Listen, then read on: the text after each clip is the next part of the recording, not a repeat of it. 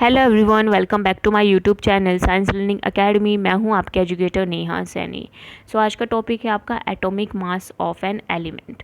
Basically जो atomic mass of an element का जो कॉन्सेप्ट है, इसमें अगर आप देखोगे, अगर आप रियलिटी में देखते हो तो जो एक एलिमेंट है उसके अंदर जो एटम्स प्रेजेंट है, अगर हम उसका मास निकालते हैं तो वो जो एक्चुअल मास जो है इसका, उसको हम ईजिली मेज़र नहीं कर सकते हैं, कन्वेंटली हम उसको मेज़र नहीं कर सकते हैं, क्योंकि वो बहुत बहुत बहुत छोटा मास होता है। ठीक है, तो एक्चुअल मास हम किसी भी एटम का, किसी भी एलिमेंट के एटम का नहीं निकाल सकते हैं। तो उसके लिए हम यूज़ करते हैं आपका रिलेटिव एटॉमिक मास। क्या यूज़ करते हैं? रिलेटिव एटॉमिक मास हम उसका यूज़ करते हैं। कैसे यूज़ करते हैं? तो जो रिलेटिव एटॉमिक मास है, ये क्या होता है? रिलेटिव एटॉमिक मास किसी भी एटम का, एलिमेंट की, वो क्या होता है? एवरेज रिलेटिव मास होता है एटम का, जो कि कंपेयर किया जाता है कार्बन के एटम के मास के। ठीक है, जो कार्बन है आपका, उसके एटॉमिक मास से क्या किया जाता है? उसको कंपेयर किया जाता है कि वो उससे हैवियर है या आपका ज़्यादा है या फिर कम है। ठीक है, अब देख लेते हैं डेफिनेशन क्या कहती है। The atomic mass of an element A indicate the number of time one atom of an element is heavier than 1/12 of carbon atom. यानी कि जो 1/12 है कार्बन एटम, उससे कितना हैवियर है वो एटम का मास जो कि आप कैलकुलेट करना चाहते हो। मान लो, let's see an example, if atomic mass of sodium is 23। इसमें बोला गया कि जो एटॉमिक मास है सोडियम का 23 है, तो उसका क्या मतलब है? It means the sodium atom is 23 times heavier than 1/12 of carbon atom. यानी कि जो आपका सोडियम है वो कितने टाइम्स हैवियर है? वो हैवियर है 23 टाइम्स बाय कार्बन एटम। ठीक है, जो कार्बन के एटम है उससे कितना आपका हैवियर है? 23 टाइम्स। ठीक है, ऐसे ही अगर आप हीलियम का देखो, ठीक है, हीलियम का देख रहे हो, हीलियम का 2U है। ठीक है, 2MeMu या EU से हम डिनोट करते हैं।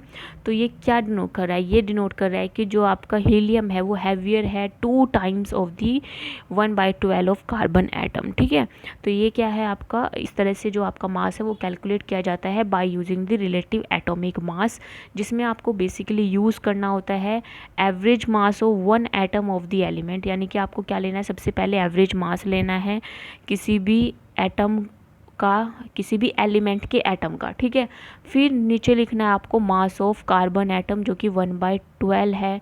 ठीक है, मास ऑफ कार्बन एटम आपको लिखना है।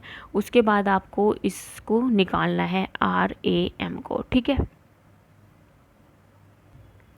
यहाँ से एक और क्वेश्चन भी अराइज होता है कि मैंने U का यूज़ क्यों किया, AMU का यूज़ क्यों नहीं किया। देखो, जो AMU है, ठीक है, तो बेसिकली जो AMU है वो एक कोई भी प्रैक्टिकल यूनिट नहीं है। ठीक है, तो इसकी जो इसका जो इक्विवेलेंट मास आता है वो बहुत कम आता है, तो इसलिए हम AMU को यूज़ नहीं कर सकते हैं प्रैक्टिकली। लेकिन IUPAC ने AMU की जगह सजेस्ट किया है U को। ठीक है, तो जब भी हम किसी का भी एटॉमिक मास निकालते हैं तो हम उसको लिखते हैं, जैसे कि हाइड्रोजन है, हाइड्रोजन का हम लिखेंगे 1U। ठीक है, अगर आप निकालते हो कार्बन का तो कार्बन का है 12U। आप सोडियम का निकालते हो, सोडियम का कितना है?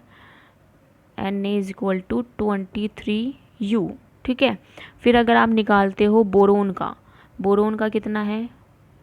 10.8U। So these are the atomic mass of an elements. तो इस तरह से हम क्या करते हैं? रिलेटिव एटॉमिक मास को निकालते हैं और इस तरह से हम उनको सिम्बलाइज करते हैं। सो आई होप ये वीडियो आपको पसंद आई होगी। इफ़ यू लाइक इट तो प्लीज़ लाइक शेयर सब्सक्राइब ज़रूर कीजिए साइंस लर्निंग अकेडमी को। मिलते हैं नेक्स्ट सेशन में। If you like it so you can share, like and subscribe. Bye bye everyone, thanks for joining.